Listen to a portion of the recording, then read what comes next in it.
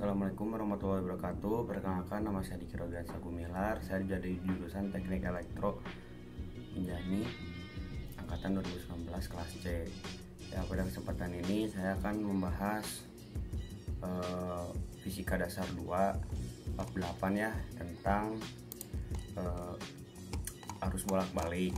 Nah, kita sudah banyak belajar nih tentang arus arah maupun arus bolak-balik pada bab 3. Nah, sesuai dengan namanya, arus arah adalah arus yang searah selalu sama setiap waktunya. Nah, besarnya arus bisa berubah-ubah, tapi arahnya selalu sama. Misalnya selalu tetap dari kiri ke kanan. Kalau kita plot dalam grafik arus terhadap waktu, di mana arus adalah sumbu vertikal dan waktu adalah sumbu horizontal. Nah, arus bolak-balik. Nah, arus bolak-balik adalah arus yang arahnya berubah-ubah secara bergantian. Pada suatu saat arah arus ke kanan, terus kemudian berubah menjadi ke kiri, kemudian ke kanan, ke kiri, dan seterusnya. Nah, kalau digambarkan dalam bentuk kurva, maka contoh arus bolak-balik ditunjukkan dalam gambar berikut seperti di sini ya. Nah, pada grafik A kita dapatkan arus bolak-balik yang berubah secara sinusoidal. Nah, pada grafik B kita amati arus bolak-balik yang secara berubah secara persegi. Pada grafik C kita amati arus bolak-balik yang berubah dengan cara pola segitiga. Nah, pada grafik D kita amati arus bolak-balik yang berubah secara tansien. Nah, arus bolak-balik sinusoidal, yaitu bentuk arus bolak-balik yang paling sederhana adalah arus sinusoidal. Nah, arus yang dihasilkan semua pembangkit tenaga listrik adalah arus bolak-balik sinusoidal, contohnya PLN. Tentunya ada tegangan rata-rata ya. Jadi ada beberapa alat ukur yang dirancang yang hanya dapat mengukur nilai rata-rata suatu besaran. Jika ada alat ukur tegangan rata-rata, berapa tegangan rata-rata yang dihasilkan arus bolak-balik? Nah, ini rumusnya seperti ini ya.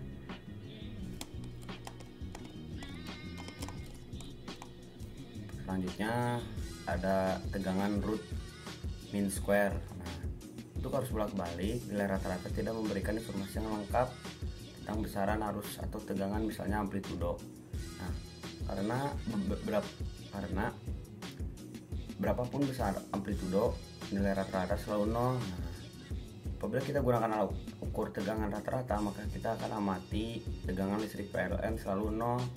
Nah, agar diperoleh data yang lebih informatif, maka didefinisikan besaran lain yang dipakai pada arus bolak-balik. Nah, besaran tersebut adalah besaran RMS, yaitu root mean square. Selanjutnya ada daya dan daya rata-rata. Nah, seperti pada arus arah, pada arus bolak-balik, disipasi daya pada sebuah hambatan juga merupakan perkalian arus dan tegangan antara dua ujung hambatan. Nah, misalkan sebuah hambatan R dialiri arus bolak-baliknya, ada tegangan bolak-balik pada dua ujung hambatan. Rumusnya yaitu,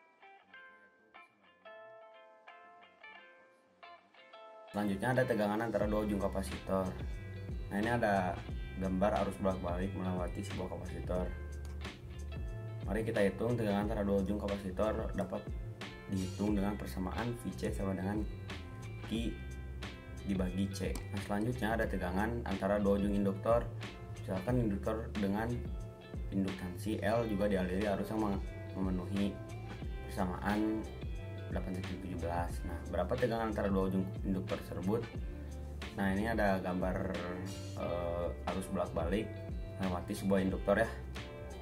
Selanjutnya ada disipasi daya pada kapasitor dan induktor. Kita sudah memahami bahwa jika sebuah hambatan dilewati arus, maka timbul disipasi daya. Nah, ketika dilewati arus bolak-balik, kapasitor dan induktor berperan sebagai hambatan.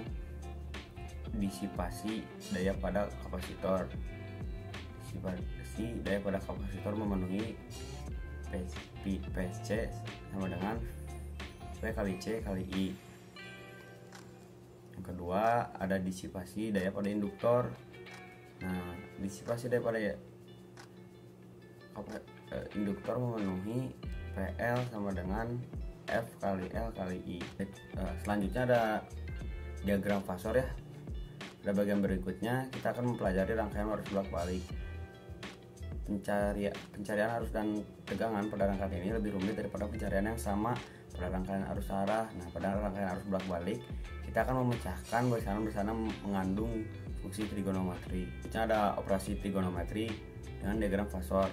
Sekarang kita akan mencari hasil penjumlahan dan pengurangan fungsi trigonometri dengan menggunakan diagram fasor.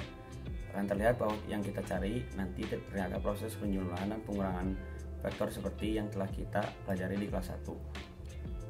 Nah, contohnya ya, kita akan menjumlahkan dua buah fungsi trigonometri.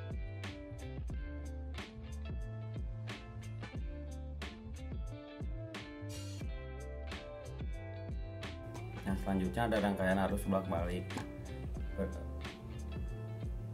Yang dimaksud dengan rangkaian bolak-balik di sini adalah rangkaian yang dialiri arus bolak-balik. Pada bagian ini kita hanya membahas rangkaian yang mengandung resistor, induktor, dan kapasitor. Pada prinsipnya, komponen apapun yang dipasang pada rangkaian bolak-balik dapat diganti rangkaian yang mengandung resistor, kapasitor, dan induktor yang menghasilkan sifat yang serupa. Nah, selanjutnya ada faktor daya ya. Nah, jika kita akan menghitung disipasi daya pada rangkaian RLC yang disusun secara seri. Jika rangkaian tersebut dialiri arus I sama dengan IIM kali cos kali WT, maka dengan segera kita dapat menentukan tegangan antara ujung kiri komponen paling kiri dengan ujung kanan komponen paling kanan adalah P sama dengan IM kali Z kali cos WT tambah theta dengan tangan theta sama dengan XL kurang SC dibagi R. Ya, terima kasih atas perhatiannya. Sekian video dari saya, mohon maaf apabila ada kekurangan, kesalahan. Semoga bermanfaat videonya. Terima kasih. Wassalamualaikum warahmatullahi wabarakatuh.